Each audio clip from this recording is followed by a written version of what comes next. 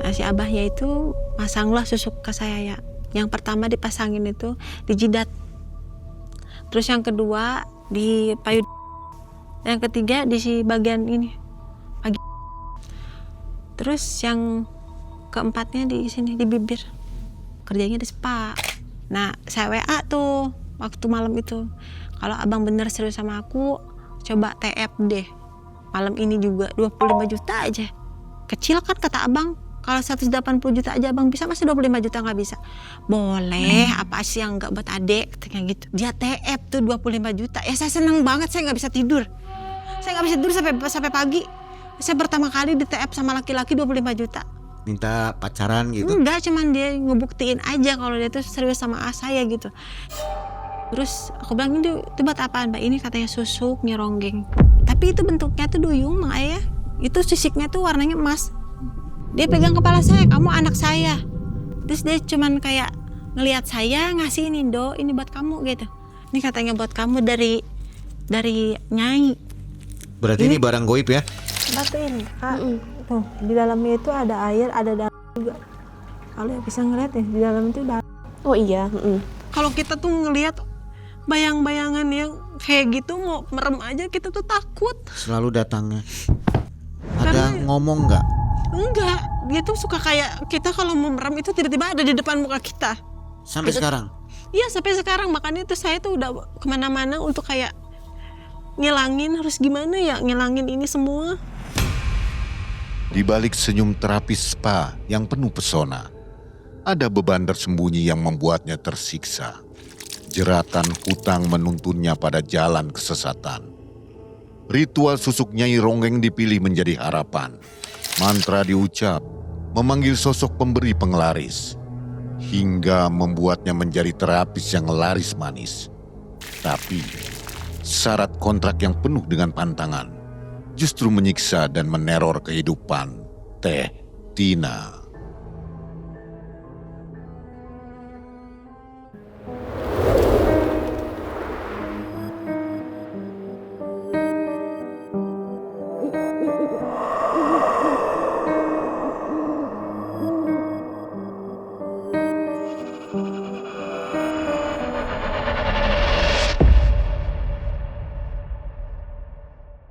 Assalamualaikum warahmatullahi wabarakatuh. Waalaikumsalam warahmatullahi wabarakatuh Mang E. Selamat malam juga Sobat Malam Mencekam ya, yang sedang menunggu tayangan hari ini. Sobat, ada narasumber yang ini jauh banget nih. Terima kasih sebelumnya sudah mau datang ke studio. Namanya Teteh Tina. Apa kabar Teh Tina? Alhamdulillah Mang E baik. Alhamdulillah ya, sudah sampai dengan selamat di studio Malam Mencekam. Ini dari Cianjur ya? Iya Mang E. Berapa jam dari sana ke 6 sini? jam. 6 jam? Iya. Dari jam berapa berangkatnya? Saya dari jam 5 subuh. Jam 5 subuh ya? Iya. Berdua? Iya sama suami. Oke, Alhamdulillah selamat. Dan terima kasih sudah mau berbagi pengalaman di Malam Mencekam ya Teh ya. Iya Mang E. Teteh punya pengalaman tahun 2018 ya Teh ya? Iya Mang E. Ini pengalaman pahit apa pengalaman manis? Ini tuh manis sekaligus pahit Mang E. Manis pahit ya? Iya. Waduh, bisa dua gitu ya? Iya. Oke Teh, pasti ceritanya ini menarik. Jadi sobat jangan kemana-mana, tonton sampai habis ya. Sobat, Teh Tina ini kayaknya sudah lama nonton MM. Bener nggak? Iya. Dari tahun berapa? Enggak tahu tahun berapa, pokoknya udah sering nonton. Udah lama lah ya? Udah lama aja. Jadi udah sering dengar suara Mang E juga ya? Iya, tapi belum pernah ngelihat aslinya. Sekarang kita ketemu ya? Alhamdulillah. Mang E. Alhamdulillah. Teh Tina, ini kenapa kok tahun 2018 jadi masa yang hitam dan putih? Kenapa ini? Waktu tahun 2018 Mang E, saya itu kan punya suami. Saya punya 2 orang anak. Dan saya itu punya usaha sama suami. Usaha merintis dari awal, dari nol lah. Usaha jual beli kayu. Oh, jadi waktu dulunya nih makmur lah ya? Oke, Jual beli. stop dulu. Biar nanti penonton penasaran ya. Jadi dulu makmur, tiba-tiba nggak makmur begitu ya? Teh, ngubungin MM lewat mana? Saya itu lewat WhatsApp. Lewat WA ya? Nomornya ada di deskripsi Iya. YouTube. Oke, Teh, kalau sosok di cerita ini kan ada Nyai Ronggeng ya. Iya, Itu Mang. seperti apa sih? Yang saya lihat sih Mang ya, yang pertama sekali saya lihat itu bentuknya tuh kayak duyung. Putri Tapi Duyung. dia itu pakai selendang terus kayak pakai mahkota. Bentukannya tuh kayak di bawahnya itu kayak ikan Mang ya. Tapi ke atasnya itu seperti putri.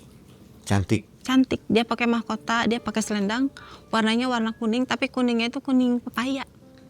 Kakinya kelihatan nggak ada kayak itu, kayak putri duyung. ketutupan gitu ya. Kayak putri duyung. Kalau di bawah, kalau ke atas mah kayak putri. Kalau masalah cantik, mungkin saya biasa. belum pernah ngelihat orang cantiknya seperti itu.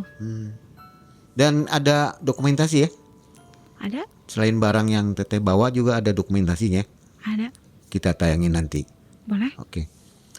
Dan saatnya malam mencekam. Semakin malam semakin mencekam. Ini dia Teh Tina.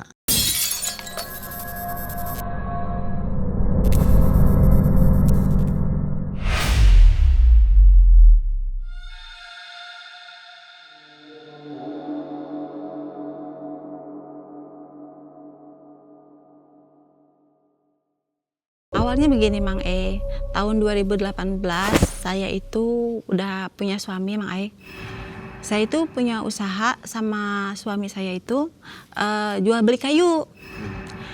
Kayu jati, kayu buat palet, itu semuanya jenis-jenis kayu aja. Karena mungkin suami saya itu orangnya itu nggak bisa jujur. Karena nafsu, di waktu itu kan saya itu lumayan banyak keuntungan gitu Mang di tahun 2018 itu. Lumayan lah. Bulan demi bulan itu kita itu semakin bagus bisnis atau jual beli kayu. Tadi Teteh bilang dengan suami.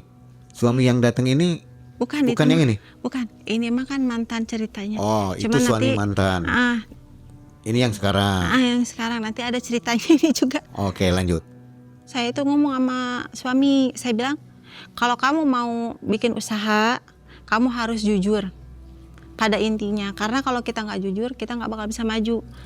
Karena saya tuh orangnya tipe yang nggak pernah mau bawel gitu kalau masalah uang gitu. Saya percaya 100% ke suami karena saya nggak mau ada berantem atau hal-hal sedikit yang bikin kita kayak cekcok gitu Mang Ayah.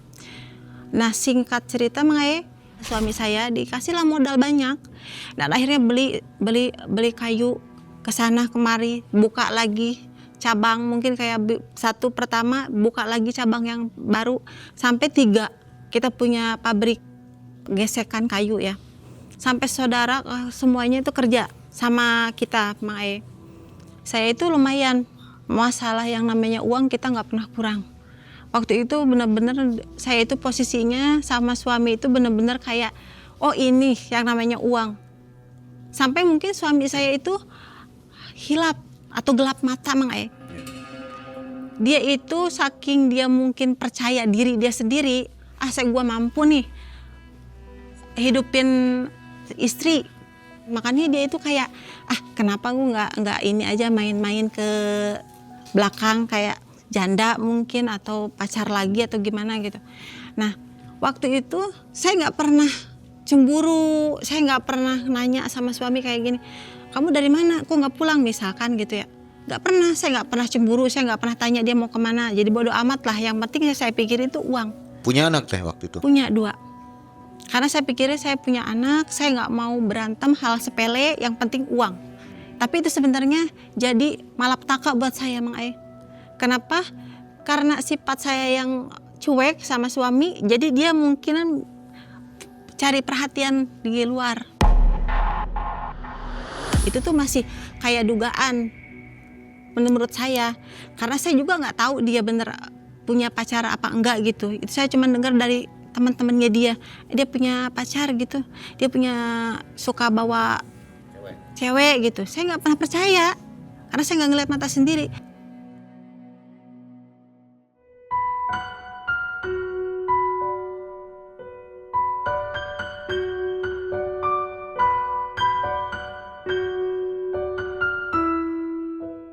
Rezeki kita udah bagus nih, udah 3 bulanan lebih.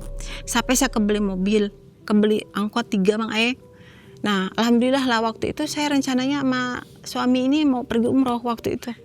Nah tiba-tiba waktu paginya adalah datang perempuan, tapi udah tua menurut saya, umurnya sekitar 50 tahunan, datang ke rumah. Dia tiba-tiba bicara begini, katanya ada suami kamu. Ya saya bilang, ini kenapa ibu-ibu datang ke sini ya? Saya panggil tuh suami karena kebetulan ada suami. Itu ada perempuan di depan.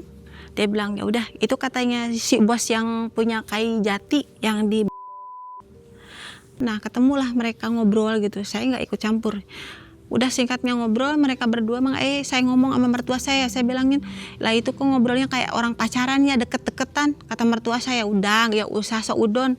Namanya orang bisnis yang gimana aja, yang penting mah katanya biar maju, suami mah doain, bukannya pikiran enggak. Ya udah, habis itu saya nggak mikir banyak gitu Mang Ayah. Singkat ceritanya tuh datang lagi bapak-bapak. Bilangnya gini, suami kamu kemana? Saya bilangin ini ada yang nyari lagi, siapa lagi? Pas datang ditanyain, aku temennya gitu. Saya kesini katanya mau nagih. Lah nagih apaan Mang? Sedangkan saya tuh tahu semua keuangan suami itu di saya, kok nagih uang bekas apa gitu ya. Katanya itu suami kamu katanya minjem uang ke saya 50 juta. Lah di situ saya kaget Mang. Utang bekas apa? Kok dia nggak bilang sama saya dia punya utang gitu ya. Terus si bapaknya itu karena kesal mungkin dia sering katanya nagih lewat telepon gitu ya. Tapi nggak pernah dibalas, tahu nggak pernah diangkat telepon. Akhirnya bilangnya gini, ya udah katanya itu kalau kamu pengen tahu uangnya itu dipakai judi. Saya itu mulai kayak percaya nggak percaya. Pas malamnya suami saya pulang saya tanya, kenapa kamu punya hutang nggak bilang ke saya? Saya itu istri kamu, harusnya kamu tuh ngomong. Dia bilang sama saya seperti ini, ya udah katanya itu mah hutang juga bukan urusan kamu, urusan saya. Tapi itu kenapa bilang bekas judi? Nah situ saya muncak, saya marah karena saya nggak pernah punya hutang Mang apalagi sampai 50 juta gitu.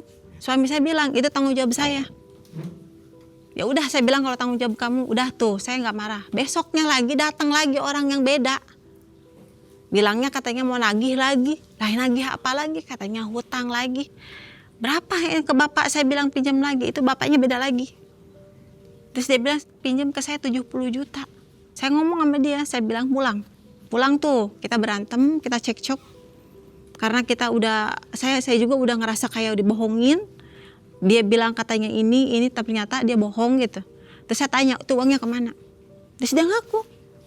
Itunya uangnya katanya dipakai buat main. Judi online? Bukan, judi ayam sambung. Karena saya di situ pikiran Mang Ayah kalau orang udah bohong dia nggak bakal bener untuk diterusin juga. Karena bukan sekali 2 kali dia bohong. Dari situ saya bilang kalau kamu misalkannya mau bertahan dengan saya, tapi saya tidak akan pernah mau menerima orang yang udah bohong sama saya. Dan dia bilang, ya udah kamu maunya apa? Saya mau pisah. Tapi dia bilang kalau kamu mau pisah ya nggak apa-apa. Tapi ada syaratnya. Syaratnya ya kamu harus bayarin hutang saya. Ya waktu itu saya sanggupin, makanya saya pikir mungkin cuma 120 juta waktu itu. Tapi ternyata malah 180 juta hutangnya. Ternyata dia punya hutang sama si cewek yang kemarin datang itu. Kenapa kamu punya hutang juga sama si teteh yang kemarin datang ke sini? Dia bilang orang katanya saya punya modal, nah dia pinjemin, nah uangnya juga katanya kepake sama saya. Dan saya pisah, karena saya udah nggak tahan sama dia ya saya pisah sama dia. Walaupun belum resmi cerai ya, tapi saya berusaha untuk kayak udahlah daripada saya terus-terusan gitu kan, tinggal sama orang yang udah nggak jujur sama saya ya, mending saya pergi. Saya itu nyari kerja Mang nyari kerja ya pengen yang kerjanya itu yang kilat tapi uangnya dapatnya lebih gitu. Tapi usaha masih jalan? Udah bangkrut waktu itu kan. Udah langsung bangkrut? Kok cepet sekali? Waktu itu gini Mang ya, saya udah mau mutusin cerai sama dia, saya pisahkan, saya pergi ke Jakarta, saya nyari kerja. Nah di situ saya ngomong sama suami usaha yang ada di kampung karena kan ada keluarga saya juga yang kerja di situ. Saya bilang biarin suruh kerja. Kalau masalah hutang biar saya yang tanggung jawab. Saya nggak mau saya bilangin bawa keluarga. Karena saya nggak ada mungkin ya Mang Ayah. Mungkin diputerin sama dia. Mungkin dia nggak ngerti cara muterin karena mungkin di sisi lain ya istri nggak ada. Terus mungkin acak-acakan karena ini juga hutang gitu ya. Mungkin yang banyak yang neror dia untuk nagih-nagih gitu. Akhirnya nggak keurus. ini tuh usahanya. Jadi ada yang rugi, banyak yang anjlok. Akhirnya ya satu persatu kayak bangkrut, tutup itunya apa namanya pabriknya. Nah disitulah kayak semuanya habis, kayak tinggal satu mobil mobil angkot, tinggal satu tuh waktu itu. Akhirnya dijual juga ya karena usahanya ya lagi bangkrut juga waktu itu. Nah udah dijual Mang Ayah, dianya ngomong sama saya, kapan katanya uang itu mau dikasih yang 180. Ya udah nanti tunggu, saya udah kerja. Saya dapat uang, saya bayar langsung.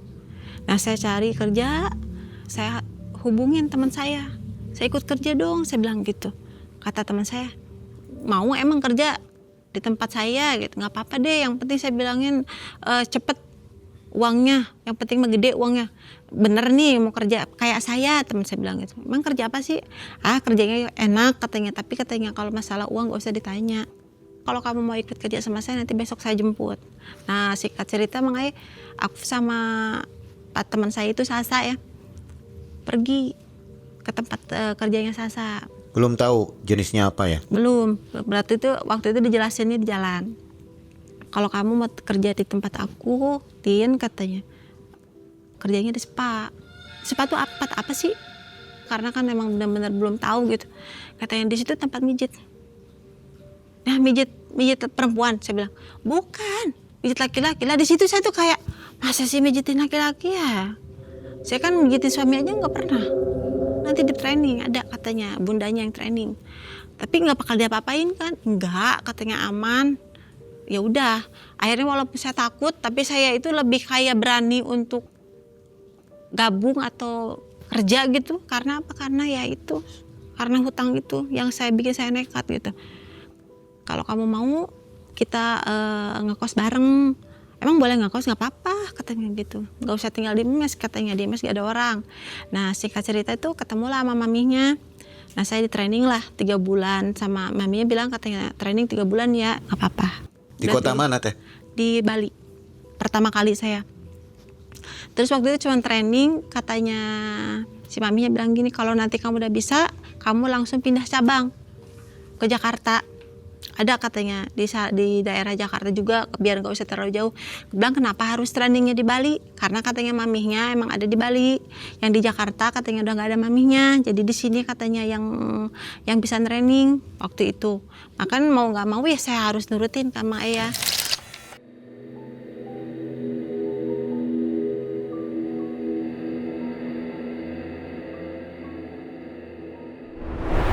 Nah singkat cerita bereslah 3 bulan saya training, saya bisa temae.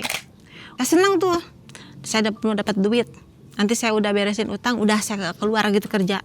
Pikiran saya tuh cuma begitu aja. Bukan yang seindah yang saya bayangin. Malahan saya udah bisa kerja, udah nunggu 3 bulan, malahan saya nggak dapat tamu. Malahan kayak kok orang-orang bilang kalau kerja itu katanya di spa itu kayak gampang gitu ya dapet tamu. Lah aku malahan kerja kadang-kadang seminggu cuman sekali, kadang-kadang seminggu 2 kali.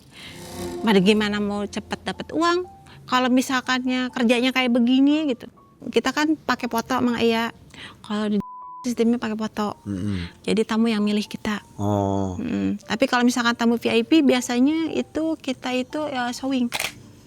Sasa itu nyaranin ke saya, kalau kamu katanya mau kayak saya, mau cepet utang kamu kebayar, ya harus pakai, kalau makanan tuh harus dibumbuin katanya gitu. Terus gimana sih nggak ngerti? Alah katanya kamu ngerti kok, nanti katanya aku kenalin sama abah aku. Abah. Aku tuh pikirnya abah tuh ya kayak kakek dia gitu. Nah udah beres kerja tuh dia ngomong lagi, mau nggak katanya. Aku bilang mahal enggak. Aku takutnya nanti ongkos kesananya mahal, aku nggak ada duit. Gak apa-apa, aku bayarin dulu kata Sasa gitu. Yaudah dia Mang karena aku waktu itu juga kepengen cepet punya tamu gitu, pengen cepet punya uang juga, nurut lah aku. Yaudah kalau nanti misalkannya aku udah punya uang lebih nanti aku ganti, aku gitu. Yaudah besok katanya kita pergi ke tempat abah. Nah waktu itu anterlah aku sama Sasa ini ke tempatnya abah. Itu daerah waktu itu. Pokoknya saya itu ke situ tuh kan lewatnya pakai motor ya sama teman saya itu sama Sasa. Jalannya itu kayaknya kayak ke gunung-gunung gitu. Saya bilangin ini kemana, kok kuburan semua tempatnya. Orang katanya dia mah tempatnya juga nggak kayak orang-orang, dia di rumahnya juga sendiri sama kuburan. Aku bilangnya serem amat. Enggak, katanya nggak apa-apa. Orangnya juga katanya baik kok gitu. Nah nyampe ke situ memang ada pohon beringin ya, gede banget. Di situ kan ada pohon beringin. Terus di situ tuh ada petilasan kayak kuburan satu gede. Terus itu tempat tinggalnya si Abah, ada situ satu kayak buat ritual mungkin ya. Kalau rumahnya si Abah mah di kampung lagi masuk ke dalam. Nah waktu itu karena udah janjian mungkin Sasa sama si Abah tuh udah nungguin di situ. Tapi si Abahnya itu Mang Ayah dia nggak bisa lihat, ininya matanya tuh rapet. Itu tuh kan bukan buta ya Mang Ayah ya, bukan buta, bukan katarak, tapi dia itu benar-benar nggak punya bola mata. Terus kalau misalkan pakaiannya si Abah itu dia tuh kayak kakek-kakek yang di kampung gimana, yang pakai mungkin kayak baju koko kayak gitu, pakai kain gitu ya, pakai gitu sehari-harinya. Cuman dia bawa keris tuh di belakangnya itu. Jadi matanya ini rapat. Rapet, matanya itu nggak ada bola matanya sama sekali. Ini tuh kayak bener-bener nyatu kulit ke sini. Tapi Nutup yang gitu ya. ini nutup.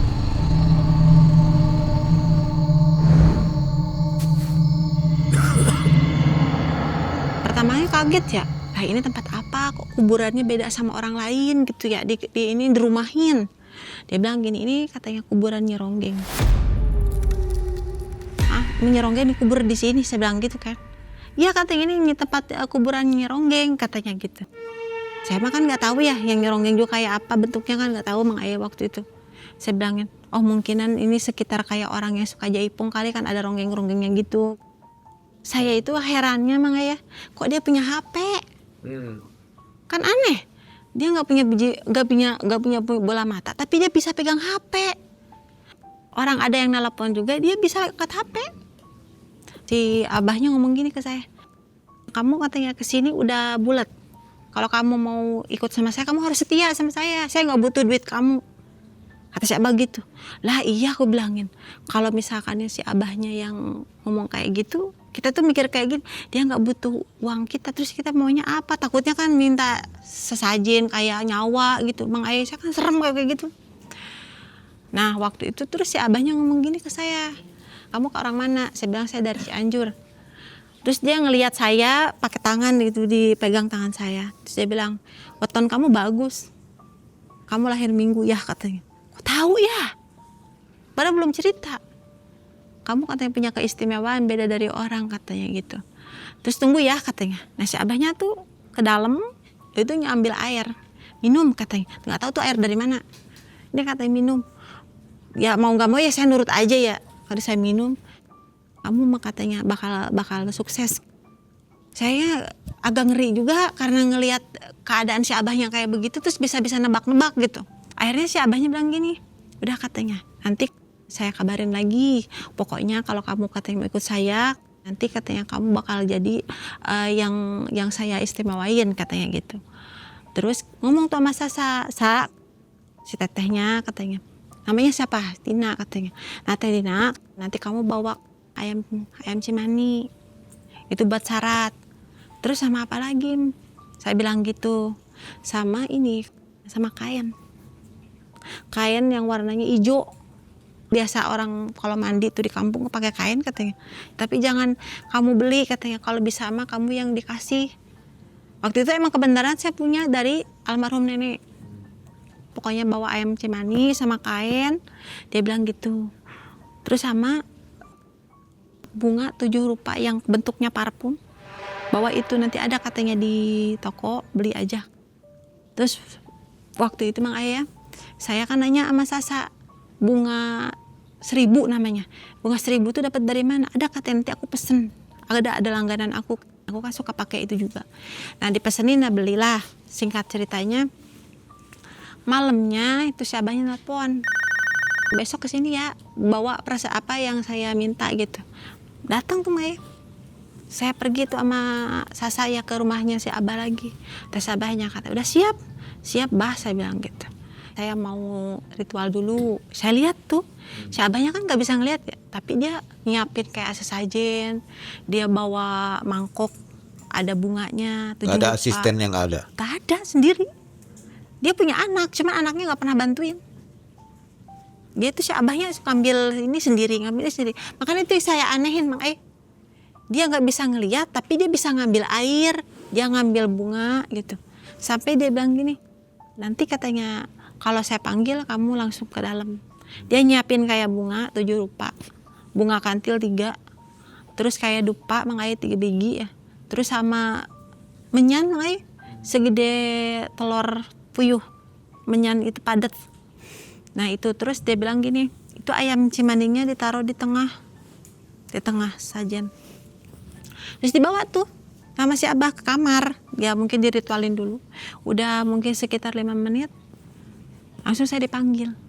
Katanya gini, Tina masuk. Nah masuk, dia bilangin, ini katanya dipegang tuh Mang Ai. Bunga kantilnya itu kan di dalam tuh di wadah, diginiin ke tangan saya. Udah katanya keluar. Pas keluar, si abahnya bilang gini, mau saya sembelih, tapi kamu lihat ya, jangan merem, jangan takut. Disembelih, pakai keris yang di belakang. Biasanya keris kan gak pakai dibuat sembelih, ini buat sembelih. Disembelih gitu si ayam cimandingnya itu. Katanya gini, ini darahnya diminum. Nah ditongkokin ke wadah tuh ya. Nanti katanya kamu minum airnya. Terus ini kesisanya jangan dibuang, dibalurin ke badan kamu semua, yang terakhir tuh muka. Terus saya mandi gimana? Enggak, jangan mandi.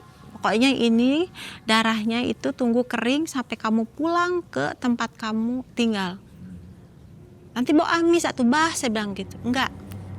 Mau bau amis, mau bau apa aja biarin. Sampai kamu pulang ke rumah itu jangan dibasuh atau jangan dilap. Nah di situ saya kan ngerasa kayak risih atau bau gitu ya. Saya bilang nanti kalau ada orang ngeliat bau atau gimana gitu. Kata saya bilangnya gini, udah biarin aja, ayo kita lakuin aja. Nah diminum, udah dibalurin semua nih. Kata si abah udah pamit pulang, nanti katanya saya kabarin lagi besok atau malam.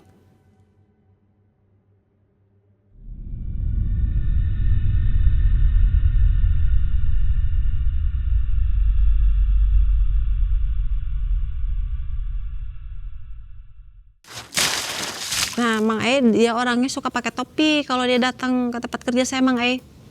Nah seperti ini Mang Ai. Tapi topi ini lebih keren Mang Ai daripada tamu saya yang suka datang yang pakai topi. Singkat cerita pulang nih Mang Ai. Pas nih nyampe ke kontrakan, ada itu ibu-ibu yang punya kontrakan. Nah, Neng katanya. Ya Bu, bis dari mana malam-malam katanya, baru pulang.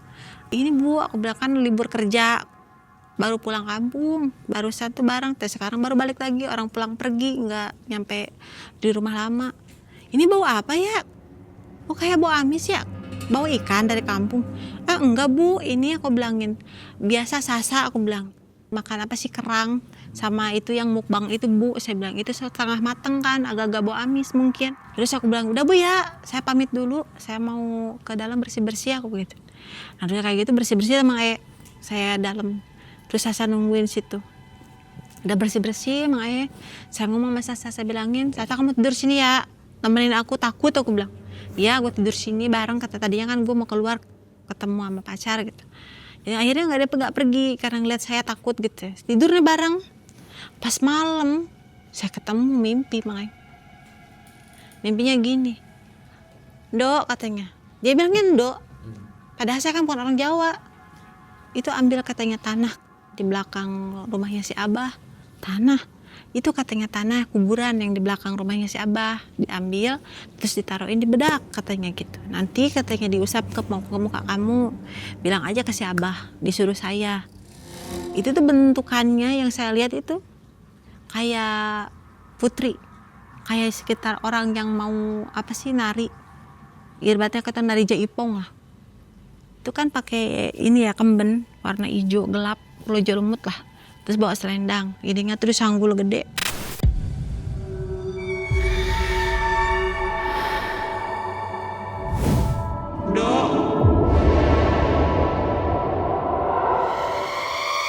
Terus dia bilang gini katanya, kamu katanya anak saya, gitu. Dia pegang kepala saya, kamu anak saya. Karena saya takut ngelihatnya itu natap yang aneh. Dia bilang anak saya itu natapnya itu beda gitu. Nah bangun saya. Terus saya tuh ngelihat ada teman saya itu sekitar jam 4 subuh, terus saya ke kamar mandi. Saya kebayang mulu itu sama muka. Saya bilang itu mimpi beneran apa cuman aku doang halusinasi gitu. Nah cerita tuh paginya Mas Sasa, aku mimpi gini-gini, kata saya. Itu tuh udah pertanda, udah telepon si Abah. Ya teleponlah si Abah. Ada tanah disuruh diambil sama Tina. Kata si Abah bilang gini, ya udah kesini aja. Ke situ lagi makanya balik lagi sebelum pergi kerja. Kata si Abah gini, udah kamu udah disetujuin. Nanti katanya kamu pergi ya malam Jumat besok. Ini kebenaran malam Jumat Kliwon, malam Jumat besok. Pergi kemana bah? Ke Pulau. Nah di situ saya bilangin, jauh nggak bah? Ya jauh kalau dari sini mah, ya sekitar 4 jam 5 jam. Kalau naik motor katanya gitu. Nanti kamu dianterin sama anak saya. Saya kan berhubung saya nggak bisa nganterin karena saya katanya udah tua. Jadi dianterin sama anak saya. Nah dianterin sama si anaknya itu Ucup. Tapi udah saya samarin ya Bang Eya. Nah waktu itu si Ucupnya bilang gini, nggak apa-apa Kak, nanti saya anterin ke Pulau katanya gitu. Terus aku tanya kan sama si Abah, di Pulau ada apa aja yang mungkin saya harus bawa? Mungkin saya nginep berapa hari katanya. Enggak, cuma sehari juga enggak katanya. Besok kamu berangkat, nanti juga besok lusa juga udah pulang lagi. Cuman semalam lah, katanya si Abah gitu. Bawa kain yang tadi saya pernah bilang sama kamu, terus katanya bunga apa sih, kantil 3 biji, terus sama itu minyak 1000 bunga, jangan lupa. Kalau di sana katanya jangan suka ngelamun, harus benar-benar fokus sama kemauan kamu, maunya kamu tuh apa ya. Kamu tuh fokus di situ. Singkat ceritanya Mang Ayah, saya ke situ lah, ketemu lah sama si Mbok. Si Mbok itu kakaknya si Abah. Si Mboknya bilang gini, Teh Tina ya yang dicetain si Abah malam. Iya Bu. Jangan Ibu panggilnya Mbok aja katanya. Nah di situ tuh rumahnya si Mbok tuh di situ ada dua rumah. Rumahnya tuh zaman dulu Mang Ayah yang Nggak ada bawah. penduduk lain? Nggak ada. Yang sebelah sana mah ada. Cuman kan kita masuk lagi ke dalam pakai motor. Nah di situ tuh cuman ada rumahnya si Mbok 2, yang satu lagi saya nggak tahu dah rumah siapa. Kata si Mbok, kamu jangan takut, saya di sini pengen nolongin kamu katanya gitu. Saya kan diantar tuh sama si Mbok ya. Ini katanya nanti kamu di sini ritual gini-gini diceritain tuh. Nanti kamu pakai kain, tapi jangan malam ini katanya, ini nggak keburu karena udah pagi juga, udah jam 4 waktu itu. Jadi saya datang ke situ tuh jam 4 subuh Bang Ay, nyampe ke rumah situ, ke rumah si Mbok. Nah saya ritualnya itu malam, harus jam 11 lebih 17 menit, baru saya bisa ritual. Dan saya ritual besoknya ditemenin sama si Ucup. Kata si Ucup gini, Kak, walaupun kakak ada apa aja di dalam, jangan pernah mau keluar. Kalau nggak saya yang nyamperin, kalau saya udah nyamperin berarti kakak udah bisa keluar. Ya saya bilang gitu. Nah udah tuh Mang Ayah, saya itu pakai ini ya, pakai apa sih, kain gitu untuk ngerendam.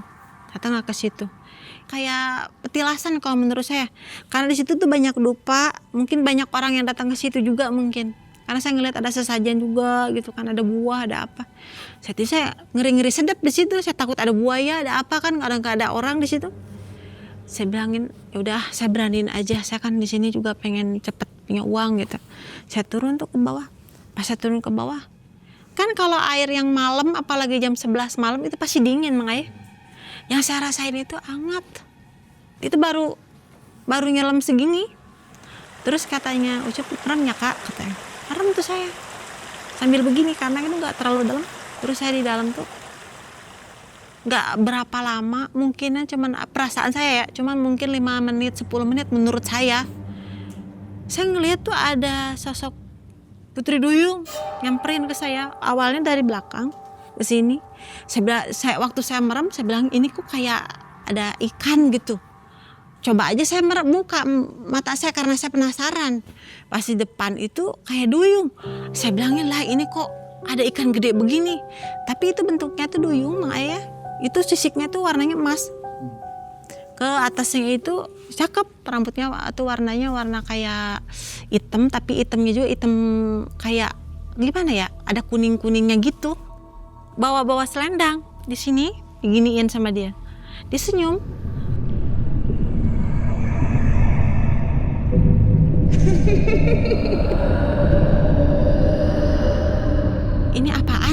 mimpi apa gimana gitu. Yang saya pikir mungkin saya ngimpi atau halu gitu. Terus dia cuman kayak ngelihat saya, ngasih ini, Do, ini buat kamu gitu. Tapi dia bahasa saya, bahasa Sunda makanya. Kebilang ini buat apaan ya dikasih beginian. Dipegang aja katanya. Ini buat kamu. Terus ngusap lagi si tangannya ke kepala. Kamu anak saya, nah, kayak gitu lagi yang dia omongin. Anak saya yang kayak waktu kemarin saya mimpi. Singkat ceritanya, mungkin sekitaran saya udah ngambil tuh selendang, diambil saya, dipegang. Nggak lama si Ucup megang ini saya. Teh ayo katanya. Lah, kok udah lagi di darat, kapan saya ke daratnya? Itu yang saya anehin sampai sekarang, saya juga nggak ngerti. Kapan saya ke darat, tiba-tiba saya udah di darat aja. Tiba-tiba ada Ucup aja di samping saya. Ayo teh katanya udah beres. Saya tuh bingung di situ, campur aneh. Nyampe ke situ ke rumahnya si Embo bilang, katanya dijaga ya anaknya. Saya cuma bilang, kok ngejaga anak? Kok si Embo tahu saya punya anak? Saya kan nggak cerita. Hati-hati dijaga, tapi katanya aku percaya kamu mah nggak bakal kayak orang lain. Waktu itu saya pikir saya pulang aja. Saya pulang, saya ketemu Abah lah. Saya ke rumah Abah dulu kan. Abah bilang katanya mana yang dikasih sama Nyai, diplastikin sama Ucup kan. Terus dikasih sama Abah. Terus dilihat dong sama Abah katanya. Dia bilang cuman begini. Bener kamu luar biasa katanya. Pertama kali ngelihat ini ada yang ngasih seperti ini. Udah kamu istirahat, kamu pulang. Nanti saya telepon apa yang harus dilakuin lagi. Nah singkat cerita saya pulang. Nyampe saya di kontrakan, saya tidur Mae. Saya tuh keliatin kayak gimana ya, kayak takut. Tapi saya tuh kepaksa gitu. Terus saya ngelihat tuh dia datang lagi. Tapi ini mah cantik bentukannya. Gak kayak tadi kayak Putri Duyung, gak. Dia bilang gini, kamu anak saya, besok kamu pasti katanya dapat apa yang kamu mau. Udah kayak gitu udah ngomong lagi sama si Abah, Bah ini gimana lagi, terus apain lagi, terus gimana lagi. Saya udah nggak sabar makanya saya pengen cepet pengen uang gitu. Kata si Abahnya, dah besok kamu kesini ya pulang kerja. Nah pulang kerja saya ke situ lagi sekitar jam 11 malam saya ke situ. Kata si Abahnya, kamu dikasih ini. Itu apaan? Botol kecil tuh ada 4 biji. Itu tuh kayak apa sih, kayak jarum tapi warnanya emas. Cuman 4 biji. Karena nama saya katanya 4. Terus aku bilang itu buat apaan Mbak? Ini katanya susuk nyeronggeng. Udah disetujuin buat kamu. Terus pakainya gimanain Mbak? Nanti aku yang pakein. Tapi katanya besok bukan hari ini. Cuma saya nunjukkan kamu aja hari ini biar kamu tenang. Soalnya saya tahu kamu orangnya nggak tenang. Kalau belum tahu kapan, ya udah kamu pulang aja dulu. Nanti besok kesini ya katanya. Nah singkat ceritanya Mae, besoknya lagi saya datang lagi ke tempat si Abah itu. Nah udahlah tuh kayak dianya nyiapin kayak sesajen lagi buat apa ritual pemasangan gitu. Si Abahnya tuh dibantuin sekarang mah masih Ucup tuh. Bawa air dogan tuh 1 biji yang hijau. Terus air bunga yang dari botol tuh bunga apa sih tahu, yang di botol aja. Bunga mawar katanya.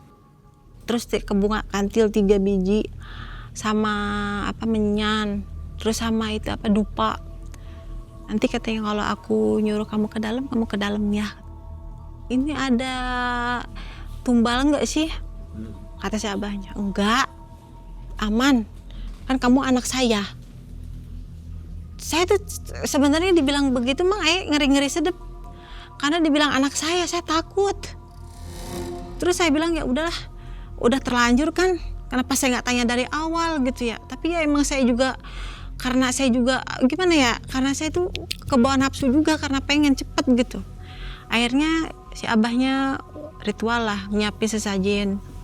Saya ngelihat si Abahnya, lah aku bilangnya si Abah kok agak beda. Kemarin mah saya bilangin dia itu kayak kakek-kakek biasa aja gitu. Pas mau masangnya kok kayak cakep, walaupun dia nggak ada bola matanya ya, tapi kelihatan kayak karismanya tuh kelihatan gitu. Kayak wangi badannya juga. Kesini katanya, dipanggil tuh saya. Kamu ngadep saya, terus tangan kamu diginiin. diginiin tangan saya, tangannya giniin ya katanya, jangan buka mata kalau belum saya bilang kamu buka. Terus saya bilangin merem aja gitu, iya merem aja.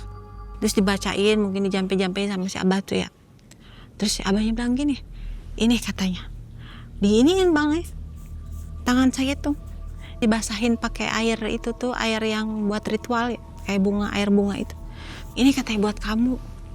Sebelum dipasang tuh, ini buat kamu. Dia ngasih ini bang ini katanya buat kamu dari Nyai. Berarti ini barang goib ya? Ini di apa namanya, dikasih. Ini tuh mang kalau misalkannya saya nggak ada sama saya ini mang ini tuh kayak gimana ya, saya itu suka kayak pengen nangis gitu.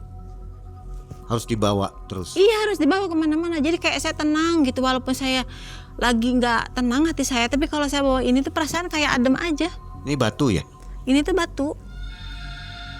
Tapi kalau misalkan dilihat di kaca pembesar, saya pernah coba waktu itu, ini di dalamnya itu kayak ada air. Ini kata si abah didapetin dari selendang sama susuk itu yang 4 terus sama ini. Saya kan nggak tahu, tapi yang saya pegang waktu itu kan nggak ada, tapi tiba-tiba ada. Itu apa sih, batu apa? Ini tuh batu ini, Kak. Tuh, di dalamnya itu ada air, ada darah juga. Kalau bisa ngeliat ya, di dalam itu darah. Oh iya.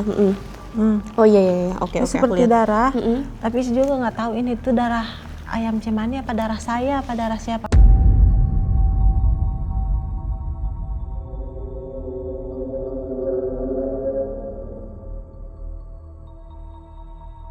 Si abahnya ngomong gini, ini katanya harus dibawa kemana-mana. Jangan sampai kamu lupa. Mau kamu tidur, mau kamu kemana aja bawa. Saya ngomong, ini ngaruh nggak sih? Takutnya mungkin ada sesuatu yang kayak misalkan nyangkut ke diri saya gitu Mae. Takutnya saya jadi mungkin ke anak saya atau tumbal atau siapa. Saya takutnya seperti itu. Abahnya gini ngomong ke saya, enggak, ini dikasih. Kalau dikasih kamu harus terima. Kalau nggak diterima nanti dia marah. Bawa aja, ini hadiah buat kamu. Saya ngerasa kayak senang aja gitu, karena mungkin saya tuh diistimewain. Nah, si abahnya itu pasanglah susuk ke saya ya. Yang pertama dipasangin itu di jidat. Terus yang kedua di payudara.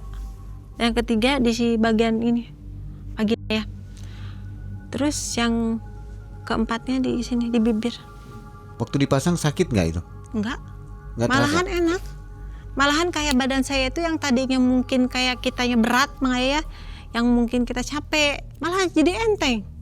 Malah saya perasaan kayak orang yang dapat uang banyak, happy terus kayak itu bawaannya, kayaknya pengen ketawa melulu. Terus kata si abang gini, gimana, apa yang dirasain gitu waktu habis pemasangan. Saya bilang gini, kok perasaan kayak aneh ya, jalan aja kayak ngambang, kayak perasaan kayak ngelayang gitu saya itu. Kayak saking enaknya gitu, badan saya kayak relax. Kata Abah, udah katanya ini udah nyatu ke badan kamu. Si Abahnya ngomong gini, ini ada pantrangannya. Kamu udah pasang ini susuk, harus bisa menjaga pantrangan. Kamu gak boleh makan pisang emas. Terus yang kedua, gak boleh makan daging mentah. Itu sebenarnya salah. Sebenarnya bukan itu pantrangannya, Mai. Tapi si Abahnya gak ngejelasin. Nggak spesifik ya? Dia cuma bilangnya seperti itu, dipikirnya saya ngerti mungkin. Ya saya udah aja. Makanya saya bilang, iya bah, saya ngerti. Ya udah, kamu sekarang mah istirahat aja. Kamu pulang, karena besok kan kamu mau kerja. Besoknya saya mulai kerja Mang Hari pertama nih ya? Hari pertama saya kerja. Pas datang ke situ, saya baru nyampe. Katanya kasir bilang gini, Kak cepetan, udah ada yang ngebooking. Lah, orang belum pakai make up. Sebelum di make up, belum mandi, belum apa, udah ada tamu yang nungguin. Nah saya tuh semangat ya, tamu saya pertama kerja nih. Saya udah lama kan nggak kerja. Saya ketemu tuh sama tamunya baik banget. Datang ke situ dia cuma bilang gini, kamu Tina ya? Iya bang. Aku katanya dari kemarin nungguin kamu, katanya kamu belum datang. Terus dia minta nomor HP, karena saya nggak kasih. Saya bilang saya nggak pernah ngasih nomor ke orang yang belum saya kenal gitu. Terus si bapaknya ngomong gini ke saya, minta nomor rekening aja. Ya saya kasih, karena saya kan ya namanya perempuan ya, sama duit kan kita butuh gitu. Dikasih lah nomor rekening. Dikirain saya itu 500.000, Mang Ayah yang ngasih. Nih katanya, diliatin angka 5-nya doang. Ya namanya juga ngeliatnya sepintas gitu ya. Ini orang aku bilangin baik banget, dikasih 500.000, dipijit enggak, ngobrol enggak, cuma nanyain orang mana. Itu pun cuma ngopi di rumah aja gitu. Dia pulang tuh. Udah pulang saya ke atas, saya ngecek HP karena kan saya kerja nggak boleh bawa HP, Mang Ayah. Belum saya di atas juga belum ada 2 menit. Udah ada panggilan kerja lagi. Nah ini kerja lagi, turun lagi kerja. Pas saya naik lagi ke atas kerja lagi. Seharian itu mungkin saya kerja sekitar 6 sampai malam tuh. Nah malamnya sekitar udah closing jam 11 saya ngeliat tuh di ATM. Karena saya kan ngeliat tadi yang si bapak-bapak itu transfer ya. Coba saya lihat si bapak-bapak tadi TF kayaknya 500.000 deh. Pas saya lihat Mang dia ngasih 5 juta. Pertama tuh saya dikasih sama tamu segede itu. Ya karena kan saya mungkin pertama kali kerja ya. Dapat tamu yang baik terus ngasihnya gede menurut saya segitu. Terus saya bilang, dapat 5 juta. Pas saya ini turun ke bawah karena kan closingan ya, turun ke bawah. Katanya kasir, Kak kesini. Dibawa tuh aku ke kantor. Dia ngomong, Kak ini kerja kakak ya yang sekarang. Kakak kerja 6, tapi katanya ini dapat sawer dari bos katanya gitu. Bos batu bara. Yang tadi yang gendut, dia ngasih berapa Mang? Dia ngasih 7 juta. Ke kasir kasih 1,5 juta. Situ saya kaget lah, kok hari ini saya dapat uang gede, cuman nggak mijit nggak apa, cuman ngobrol doang. Terus saya malam tuh tidur, saya tuh ini ngimpi apa enggak gitu. Saya bilang ini mungkin ini rezeki saya kali ya hari ini, saya gituin. Nah paginya saya pulang tuh ke kontrakan, udah diteleponin baru jam 8. Kata admin katanya, Kak udah sini masuk kerja, udah ada yang ngebooking. Udah full Mang Ayah. Habis pemasangan kemarin itu saya rasain itu langsung kayak efeknya itu langsung ke badan saya. Aku bilang full gimana Kak? Bakal hari ini udah ada full booking ya, udah ada 6 orang, ada 6 tamu katanya. Tapi alhamdulillahnya tamu yang saya masukin semuanya baik-baik. Gak ada yang mau dipijit, cuman ngasih duit kayak orang yang ngasih gitu aja. Dia ngasih buat jajan, dia cuman bawa minum, bawa makanan, pulang aja. Ngobrol kayak nama kamu siapa, cuman kayak gitu doang, megang juga enggak, kayak gitu doang, duduk dia yang ngerokok, nanti saya TF ya. Lagi nih orang kok baik banget ya.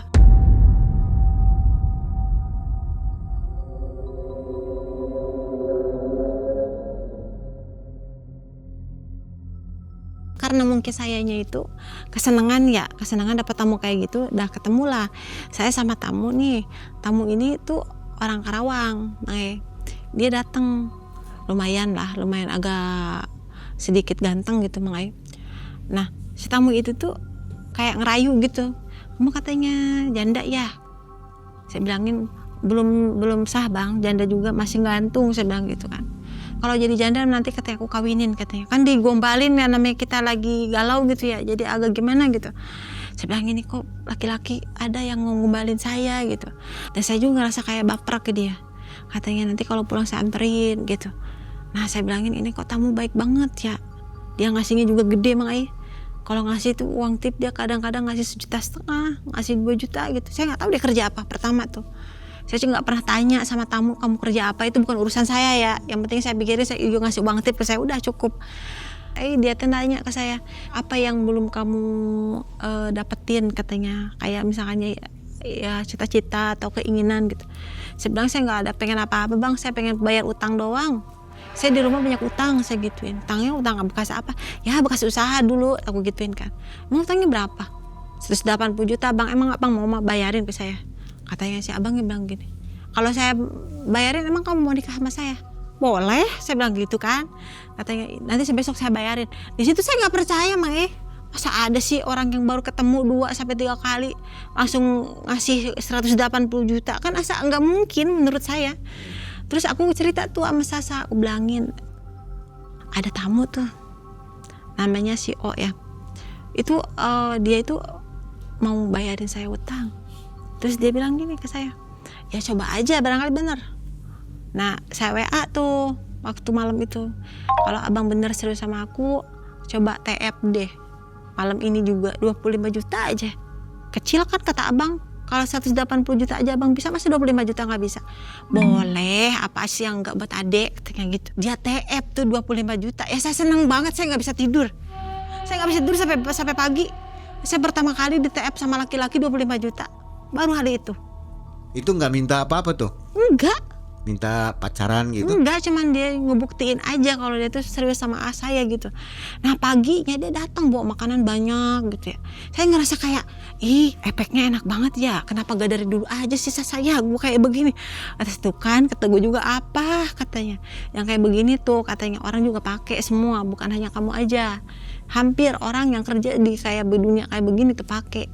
Karena emang seperti ini dunia ini. Karena saya senang sama si tamu ini, saya bawalah pulang. Saya kenalin tuh sama keluarga saya gitu. Saya pikir ya udahlah, orang ini mau bayarin hutang saya, buat apa saya kerja lagi? Udah cukup gitu kan. Orang ini duda atau bujangan? Dia itu makanya ngaku ke saya dulunya, dia itu bujangan. Dia bilang katanya waktu itu kan datang ke rumah nih. Saya bilang, abang punya istri nggak sih? Enggak, saya masih bujangan kok. Oh masih bujangan ya. Tapi pas udah dekat, kita mau nikah waktu itu. Dia bilang katanya, tapi aku mau jujur sebenarnya aku punya istri. Aku kaget di situ, punya istri. Lah kenapa nggak bilang dari awal? Karena saya kepincut sama uang itu yang dia mau bayarin ya. Aku bilang nggak apa-apa deh. Aku jadi istri kedua juga. Yang penting mah aku bilangin aku dalam hati aku gitu ya, kebayar utang aku. Nah singkat ceritanya itu, aku udah hubungan sama dia gitu. Akhirnya sudah aku punya hubungan sama dia, terjadilah mungkin pantrangan yang saya nggak tahu.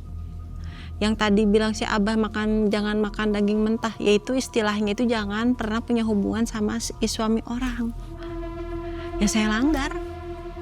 Ya nggak ngerti sih ya. Ya iya nggak ngerti. Daging mentah ya. Nah istilahnya seperti itu.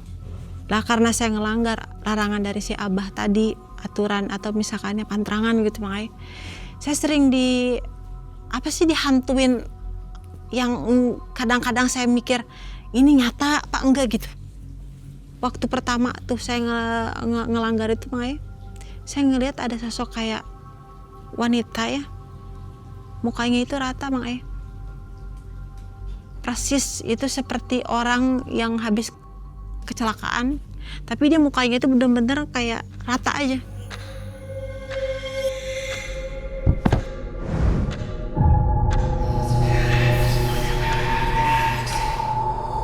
Saya itu sering didatengin kayak kadang-kadang ngelihat ada yang lari-lari anak kecil.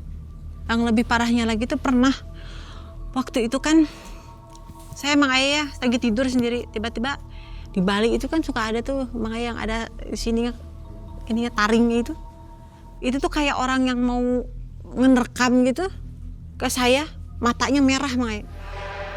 Dia bilang gini, kamu katanya udah ngelanggar apa yang saya nggak suka. Kenapa kamu kayak gitu?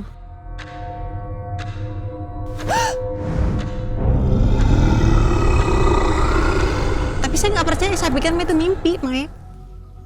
Karena kan saya posisinya saya lagi tiduran, saya ngeliat ke arah tembok gitu. Saya pikir itu mimpi, orang yang lagi bangun tidur tuh kalau ngelindur lah, ibaratnya gitu.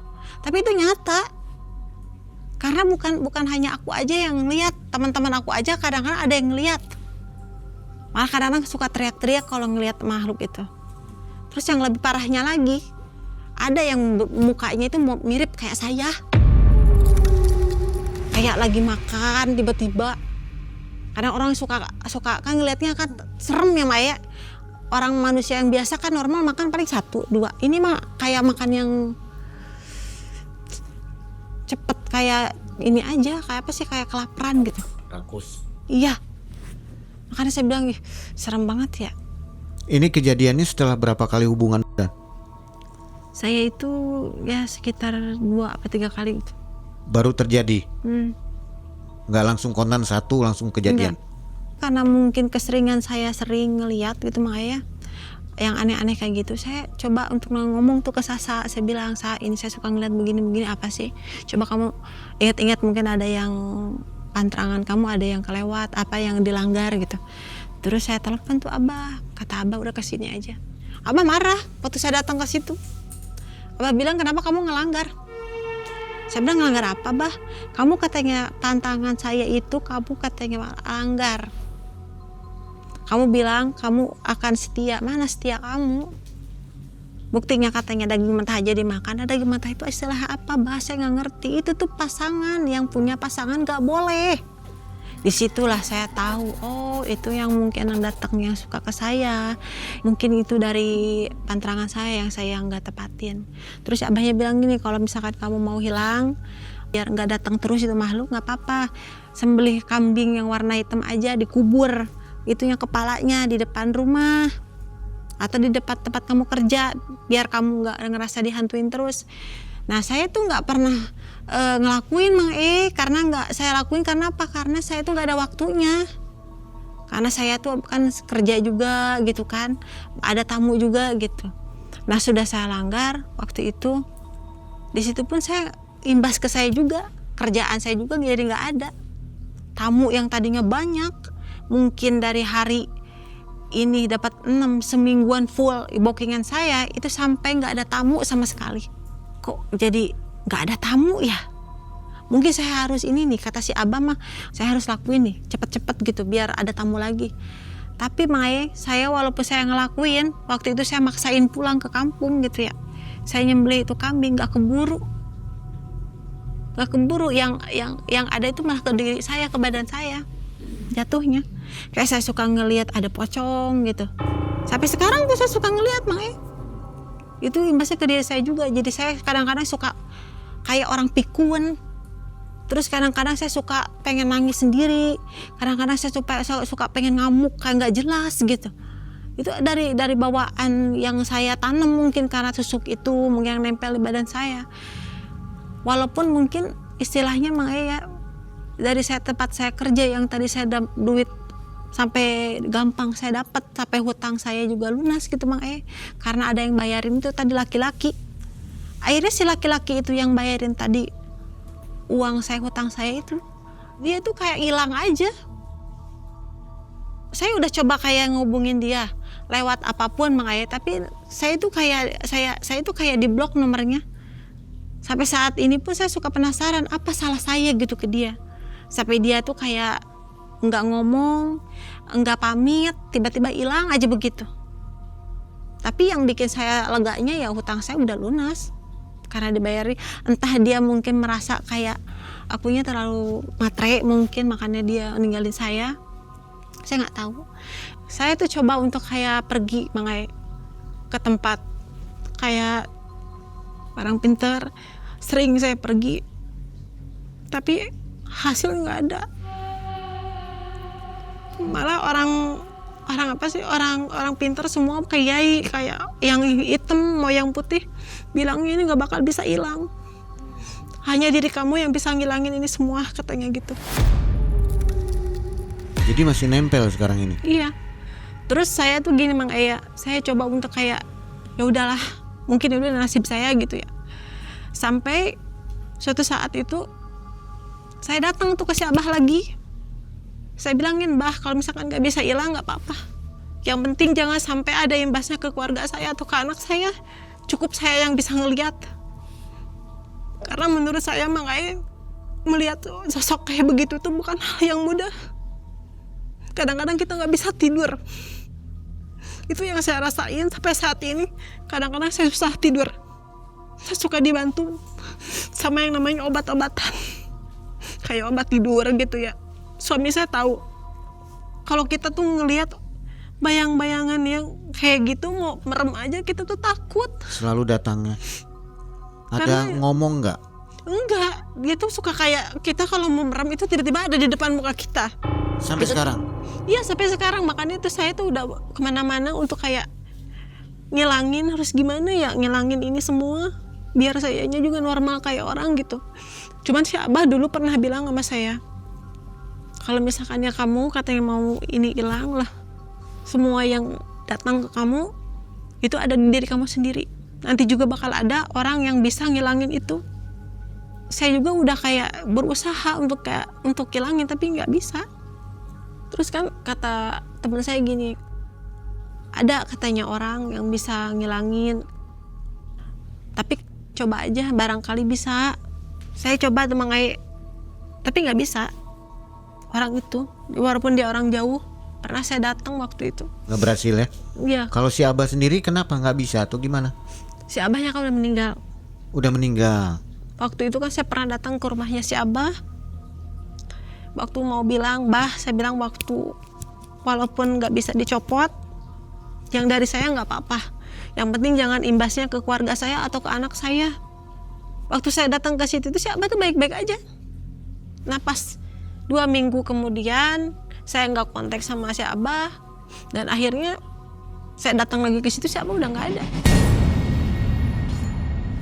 Dia tuh udah meninggal sekitaran 2 bulan katanya. Nah yang kemarin yang ngobrolin ke saya, Mang Ayah yang bilang katanya ada, katanya nanti juga itu bisa hilang sendiri. Itu si abah, tapi katanya udah meninggal 2 bulan yang lalu. Tapi saya ketemu sama si abah waktu itu. Tapi pas aku datang lagi, ada keluarganya bilang si abah udah meninggal 2 bulan yang lalu. Nah yang ketemu sama saya yang 3 minggu yang lalu siapa? Makanya sampai sekarang saya suka bertanya-tanya orang yang ngomong sama saya itu yang merupai si abah itu siapa? Akhirnya kan gini Maya, karena sayanya itu suka ngelamun, suka kadang-kadang saya suka histeris gitu ya Maya. Kalau datangnya itu kadang-kadang kita teriak-teriak sendiri karena takut gitu.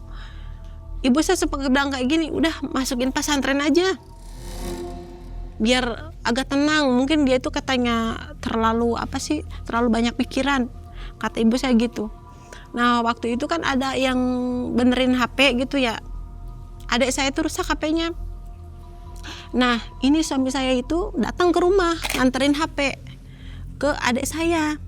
Nah mungkin ngedenger saya teriak-teriak, katanya bilang gini, itu siapa bu yang teriak-teriak? Ibu saya itu anak saya emang suka kayak gitu dia kalau lagi marah. Boleh nggak saya lihat? Nah kebenaran suami saya ini yang sekarang dia bisa ngelihat kayak punya indera keenam. Dia datang lah ngelihat saya gitu ke kamar. Dan saya dipeluk sama dia. Saya tuh ngerasa kayak gimana ya, dia datang ngeluk tuh kayak mau aja. Katanya boleh nggak aku peluk kamu? Mungkin kamu tuh nangis pengen ada orang yang bisa meluk kamu. Terus saya bilang gini ke dia, kok semua orang bilang saya gila. Padahal saya nggak pernah ada pikiran saya gila seperti orang-orang bilang Mang Ayah. Saya itu ngeliat tapi orang-orang pada gak percaya dengan saya. Malah ibu saya bilang aku tuh halu katanya. Saya nggak mungkin halu Mang Ayah. Kalau misalkan saya orang normal saya bisa tidur setiap malam seperti orang. Makanya saya nggak bisa tidur setiap malam karena saya tuh ngeliat hal-hal yang seperti itu. Cuman saya ngelihat suami saya sekarang ini, dia bisa kayak tahu apa yang saya rasain gitu. Dia bilang nggak apa-apa. Mungkin orang nggak ngelihat karena saya ngelihat. Saya punya yang lebih dari orang. Saya tahu apa yang kamu lihat. Tapi nggak apa-apa, katanya kamu ada aku.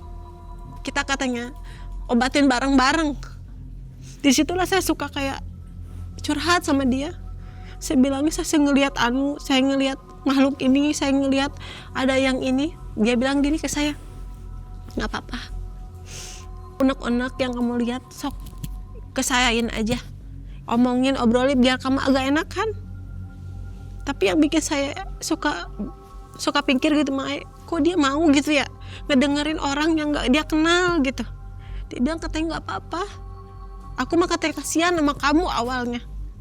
Saya bilang, kamu kok bisa sih ngelihat kayak sama aku? Aku juga ngelihat katanya. Dulu mah awal katanya orang-orang juga bilang saya katanya aneh. Tapi kalau orang udah tahu kita katanya punya kelebihan, orang bakal bisa nerima kita. Mungkin orang itu belum nerima kamu karena mungkin belum tahu. Jadi akhirnya nggak bisa dibuang ya? Nggak bisa karena mungkin itu kan bawaan dari saya yang dari diri saya sendiri. Saya itu kayak sekarang tuh mikir kayak gini, nanti juga bakal hilang kalau ada yang namanya kesabaran gitu. Kayak sekarang kan saya udah nikah lagi sama ini nih, sama Hadi. Suami ini namanya Hadi. Saya nikah nih sama Hadi. Nah, alhamdulillah saya udah nikah sama dia. Walaupun saya suka kumat gitu ya, marah nggak jelas, ngamuk nggak jelas, tapi dia ada sama saya. Itu yang bikin saya kuat sampai saat ini. Walaupun keluarga saya juga ninggalin saya, kadang kayak ngejauh gitu, tapi ada dia di sama saya. anak-anak tapi masih bersama? Ada, cuman anak-anak tuh kayak suka takut gitu ke saya makanya. Kadang-kadang suami saya suka bilang gini, nggak apa-apa, kamu ada aku, nanti juga bakal hilang. Tapi setelah saya rasain Mang Ayah sama saya udah selama 1 tahun Mang Ayah sama Hadi ini nikah sama dia, alhamdulillah Mang Ayah saya ngerasain kayak agak enakan. Jadi saya walaupun tidur saya ngelihat sesuatu yang serem gitu, ada di dekat saya, kadang-kadang ada kadang di depan saya kayak begini, tapi dia ada dekat saya. Dia bilang saya nggak bakal ninggalin kamu tidur kalau kamu belum tidur. Jadi saya bisa tidur.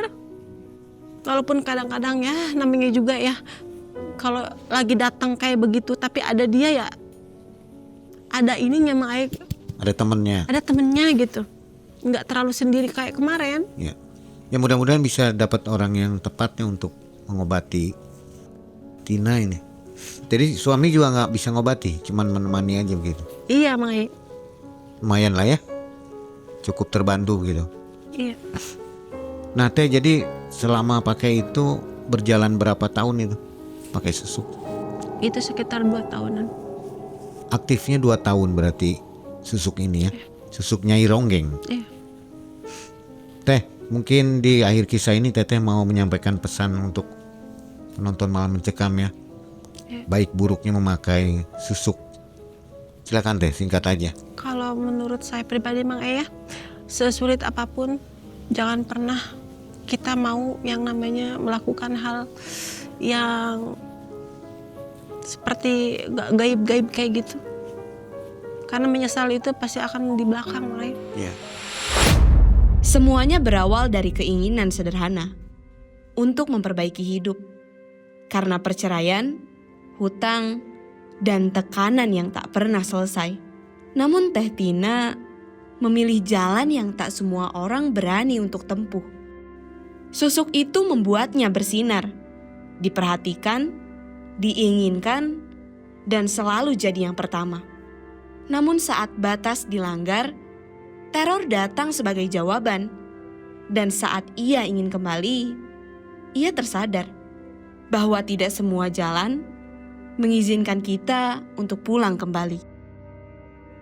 Halo Sobat Malam Mencekam, ini waktunya buat sobat semua untuk jadi lebih dekat bersama Malam Mencekam. Ayo gabung membership sekarang, cuma dengan Rp10.000 per bulan loh. Kalian bisa dapat akses ke ratusan konten eksklusif. Mulai dari pembuktian ilmu goib, perjalanan dan penelusuran tim Malam Mencekam, sampai momen lebih dekat bersama para narasumber. Dan gak cuma itu, member juga bisa nonton video terbaru lebih awal.